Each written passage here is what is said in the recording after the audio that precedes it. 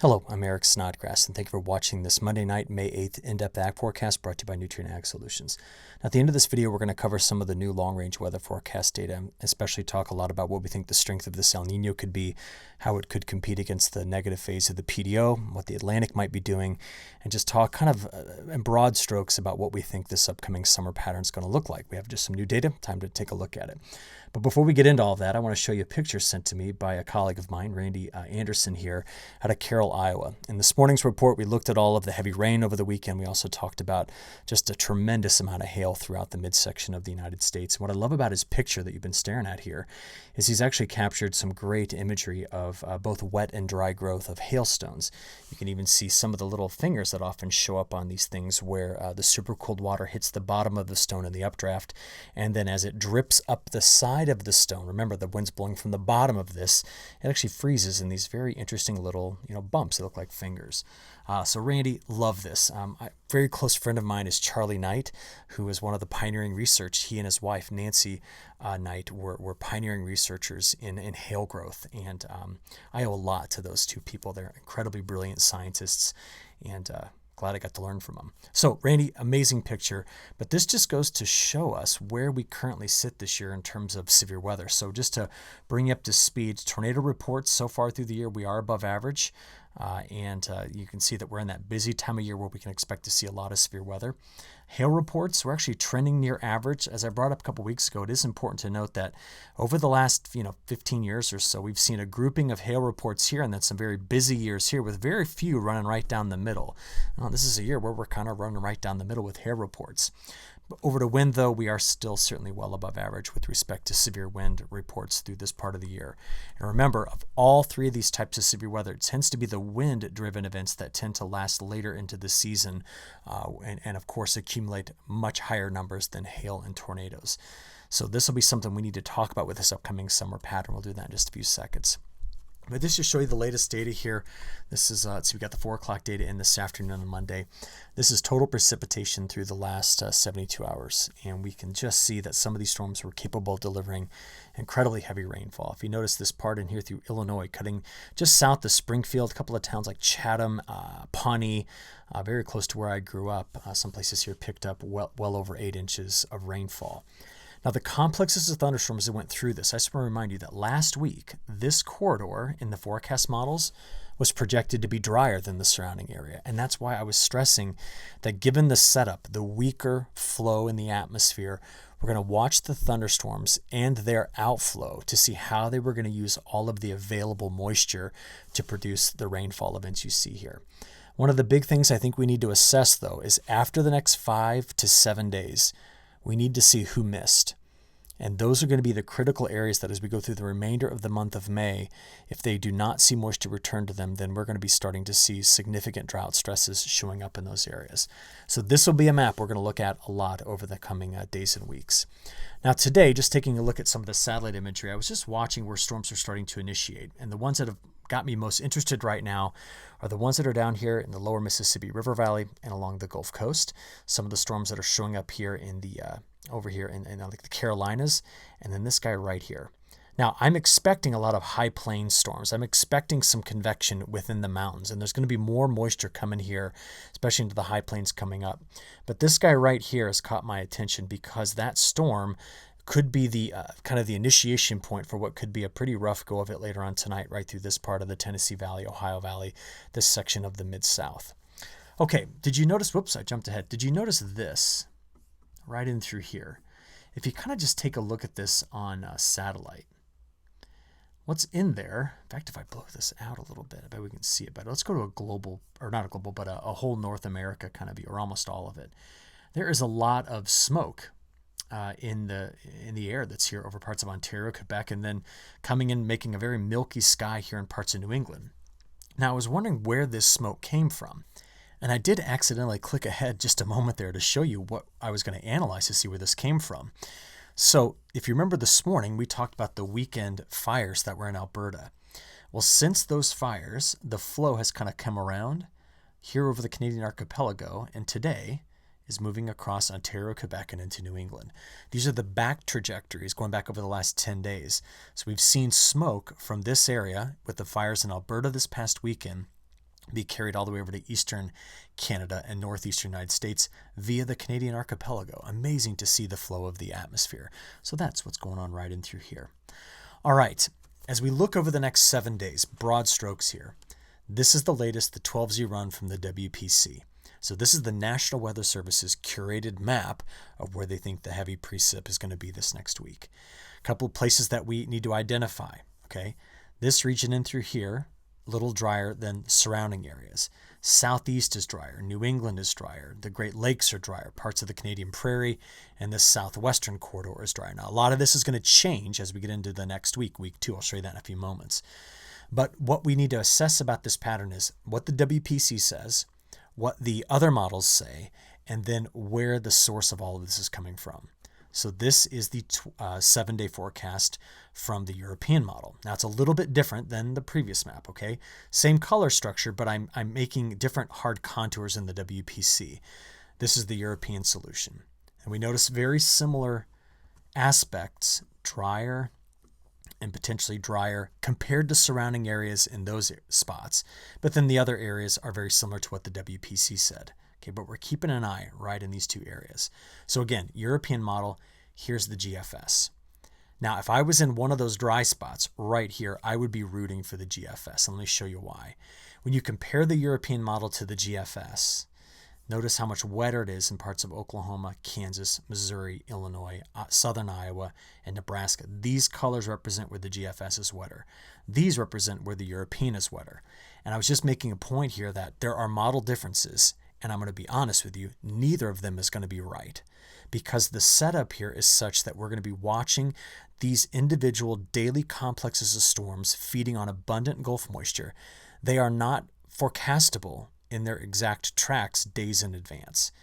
The important thing to see here is we are opening up still over the next 5 to 7 days the Gulf of Mexico to transport a tremendous amount of moisture from Texas clear to Montana. That's the main story here. Okay, now that we've compared the models, let's see what the height pattern is doing. Because once we get past this next 7 days, we are starting to see the model build itself back into what I would consider more of an amplified, borderline blocked pattern. It's going to show up here by the time we get into early next week. But before that, let me take you back into time. We're going to see this setup. Troughs coming into the west, southwest flow across the country, weak ridging in the middle part of the United States, flow just being brought up into the Gulf. Why is it drier in New England? Flow's coming out of the north and west. And in spring, that's a convergent pattern. That's a drier pattern. That is not a wet pattern.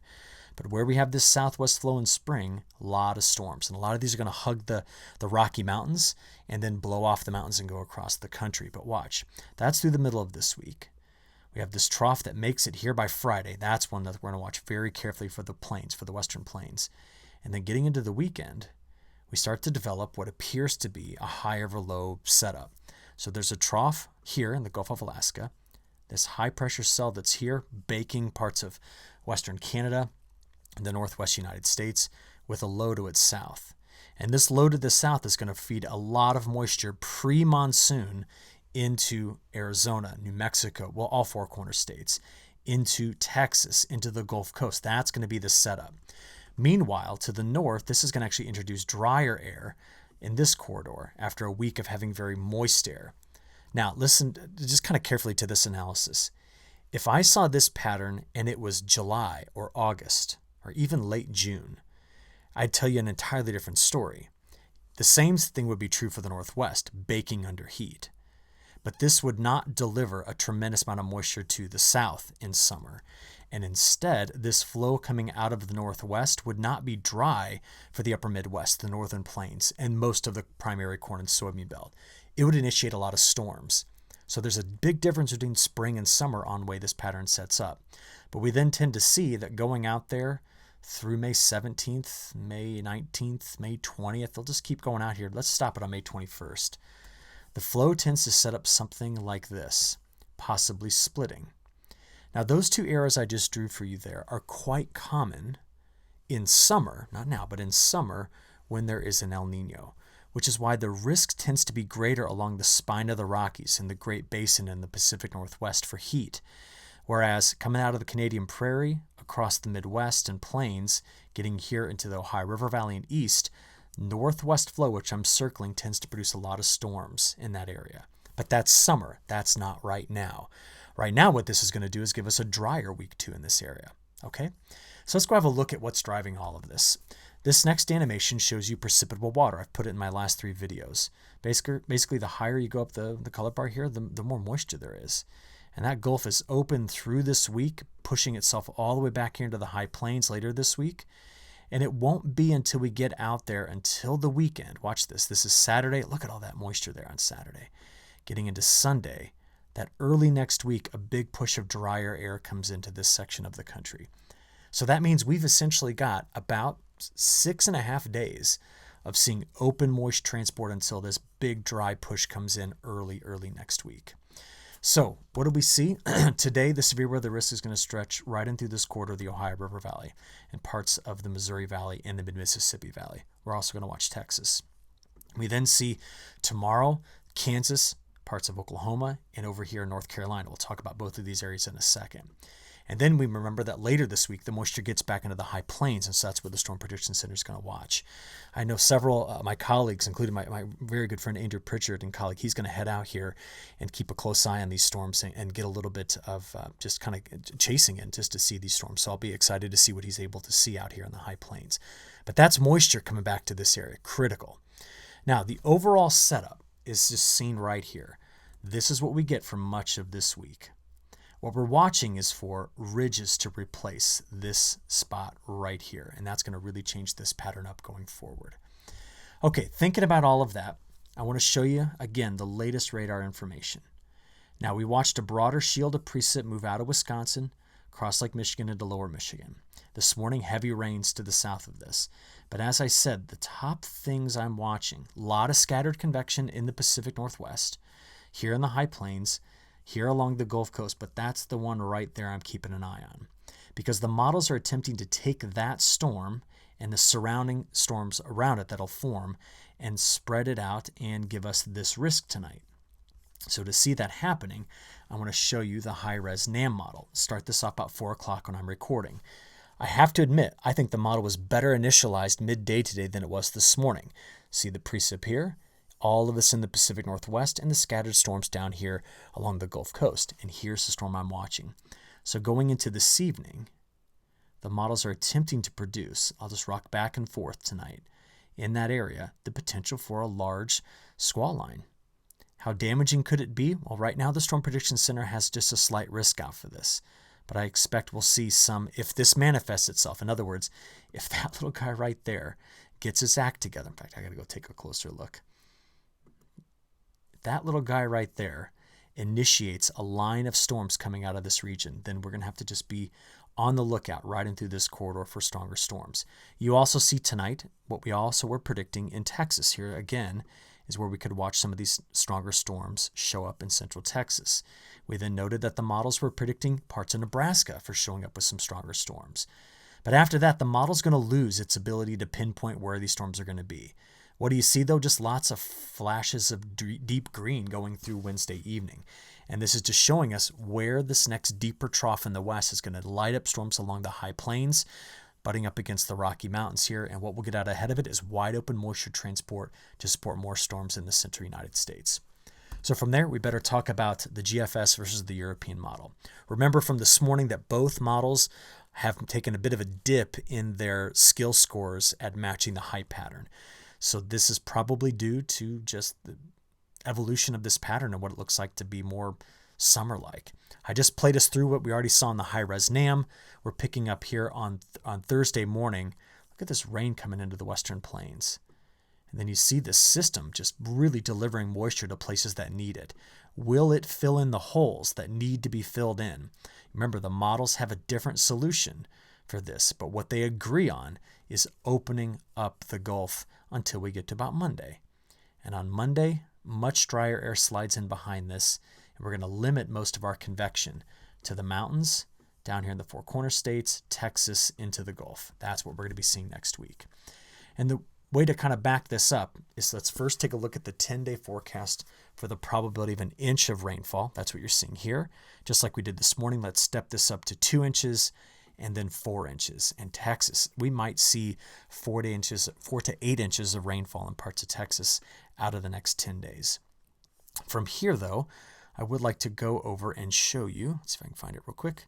Let's go back to surface precipitation. Sorry about that. And go to the 7-day week 2 forecast, which is right here. Now remember, this is when the large ridge sets up over the west. There's the cutoff low to the south, so it's that high over low setup. So look at it delivering what appears to be monsoonal-like storms, but we're not in monsoon season. So we're wetter all along this corridor while drier air comes in like this. Now remember, I'm just going to say it one more time. If it was late June and July, this whole area here would be lighting up with storms on this pattern, but we're not there yet. Okay, what are the temperatures doing? Well, let's start off with that 5-day sliding window. We got a lot of heat in the Midwest and in the Canadian Prairie. As we get out there today, day 5 through 10, this is when the ridge is fully established. We're going to see temperatures here 10 degrees C above average. I mean, that's very hot compared to normal. Cooler here because of cloud cover and storms. But still, much of the Midwest is going to be able to pick up 100 to 150 GDDs. Farther to the south, much higher numbers than that. And as we play it forward and that drier air tries to come into the Great Lakes in the east, we do just see a little bit cooler conditions, but late May cool is not cold. So there's nothing right now that I'm worried about for a frost other than tomorrow morning patchy in New England and at high elevation in the west, but at very high elevation. And what we see is the models by the time we get out there to the end of May, again, favoring jet stream flow doing something like this. And I'm just going to repeat myself. That kind of jet stream flow, I'm concerned about seeing multiple times throughout this summer, given what's going on right now with El Niño. Okay, let's broaden it out. Week 3, week 4 outlook. This came out last Friday. They release these every Friday from the Climate Prediction Center. And we see that they are showing drier in this area to finish May and start June. What I think we're seeing here, though, is a continuation of the week 2 forecast I just shared with you. And I don't necessarily think it is going to continue that way. In fact, I think that when they give you the new forecast on Friday, they will modify this significantly. Why I think that's the case is because even though the European model all the way out to the summer solstice keeps giving this area over to drier conditions, I don't think that the model has got this right. For example, we know about all of this, there it is, all of this rain that just came through here. So this was like the 4th through the 8th. Well, did the model get that right? Well, let's go back and look. We can actually look back here. Let's just pick the run on the 20th of April. And we say, well, did the model pick up what the beginning of May was going to look like? That's what it thought that's what it thought the last 4 days were going to look like from a previous run. Now, normally I'd trust the European long-range forecast. I do not trust it right now. I think it is very subject to some initialization issues and the transition out of spring to summer. So just as a reminder, it was saying that this area was going to be drier than average for the weekend we just finished. And instead, there was a lot of precipitation in through here. So let's come back and make my case again. This is what it's predicting. Let's do a 30-day outlook all the way to June 20th. I think we're going to have a lot more storms in this area than currently being forecast. All right. Some support for that comes from this, the CFSV2 model. So we go out there to week 3, week 4, and we now see that there's a lot more thunderstorm activity. Maybe a little drier up in Ontario, but a lot more thunderstorm activity the 22nd through the 28th. And the models continue to show that out here, 29th through the 4th. So I just think we're getting some conflicting signals, and I'm not so sure that the long-range European model has bit properly into this pattern. It's open, and it's flowing, and it's moving, and we're on that week-on, week-off kind of setup, I think. Okay, all of the rest of the things I want to share with you today are long-range forecasts. And I want to be very clear, this was last year. These were ocean temperatures on July the 1st last year.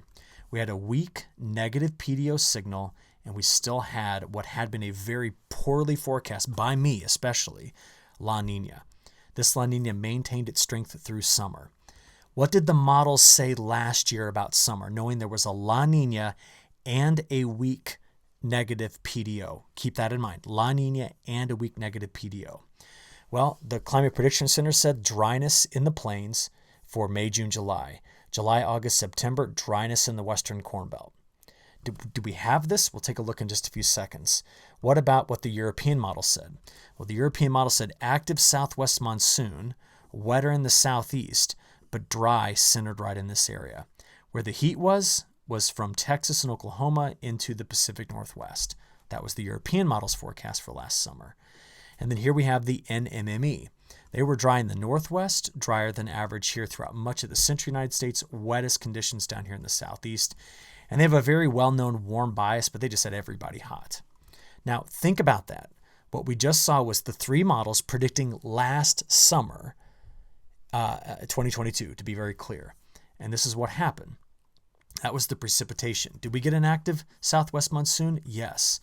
Was it drier in the central United States, almost bordering the Mississippi? It was.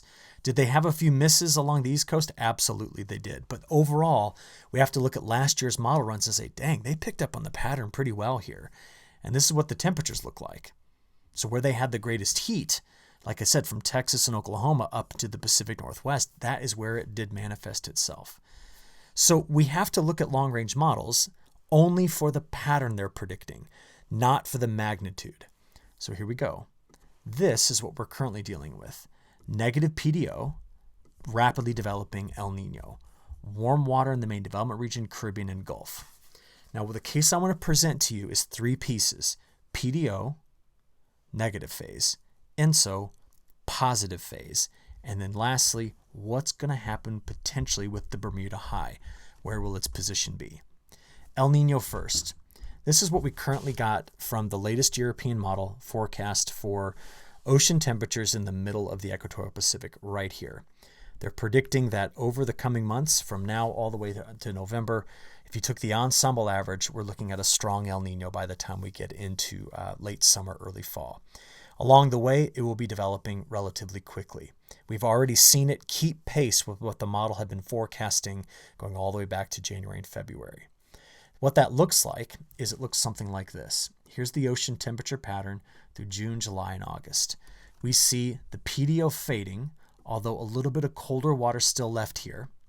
We still have the warmer water in this corridor, which we need to talk about for hurricanes, rapidly developing strong El Niño, possibly rivaling the 82-83, the 97-98, and the 15-16 El Niño events, and a very positive Indian Ocean dipole. Now, as I've been mentioning, it is rare to keep this much warm water here and not erode the cold water off the Baja of California. But right now, the models want to, through summer, start to back away from the PDO signal and let the El Niño signal dominate. Now, we're going to just take the models at face value, because if that is the case and El Niño dominates with plenty of warm water into this area, we can make a case for why this is the forecast for the summer precipitation anomalies, June, July, August.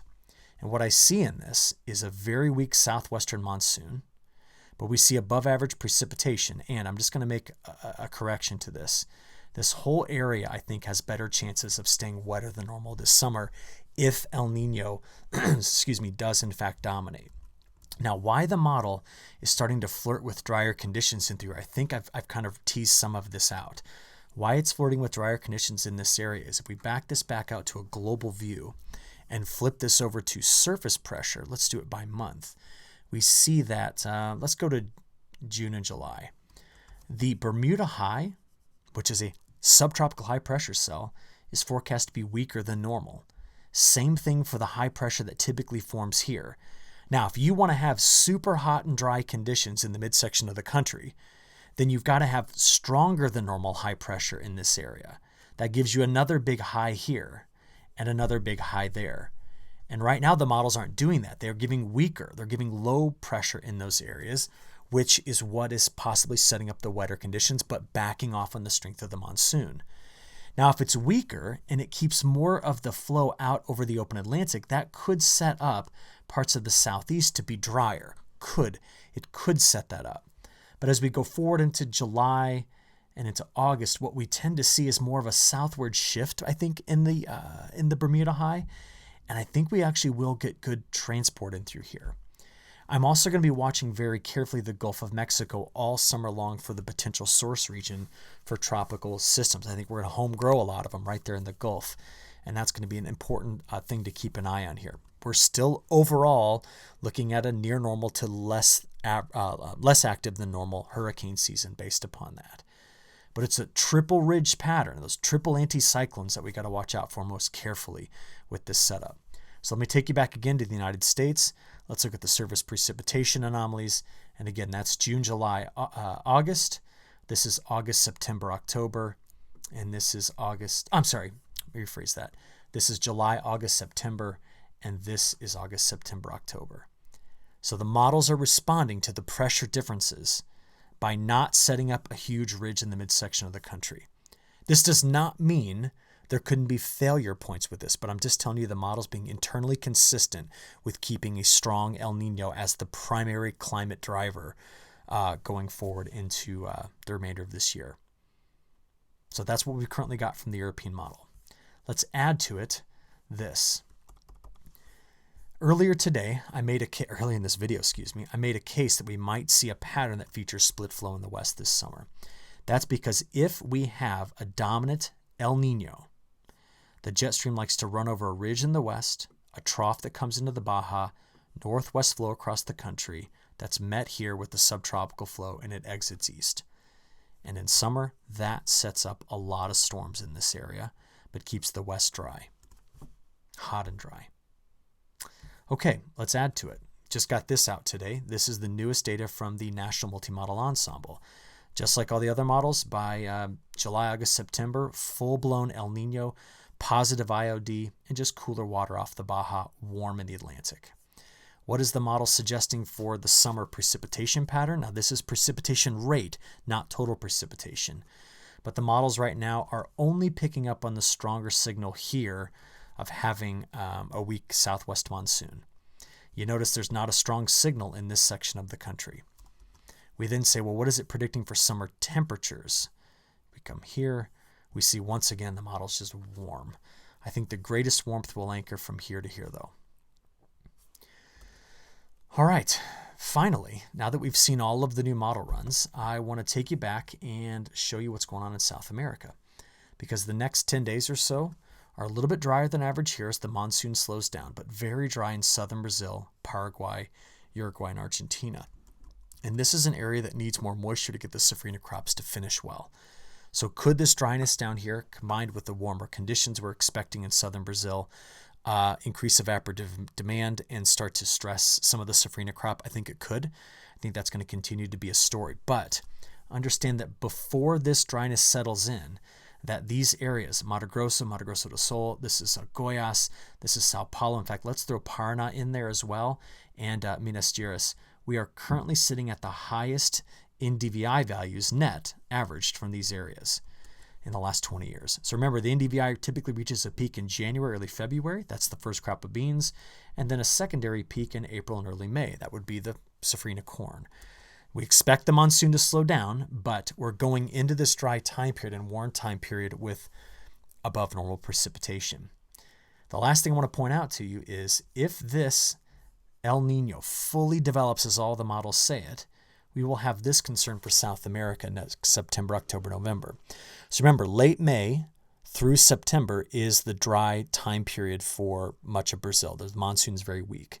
But historically, if there's an El Niño event, a strong one, in September, October, November, the monsoon is delayed. And that pushes the entire crop production calendar for Brazil off and can sometimes be very disruptive to Brazilian agriculture. So that's going to be the next thing we'll watch with all of this. Hey, I appreciate the attention you always give me. I hope you all have a good rest of your week, and we'll talk again soon. Thanks.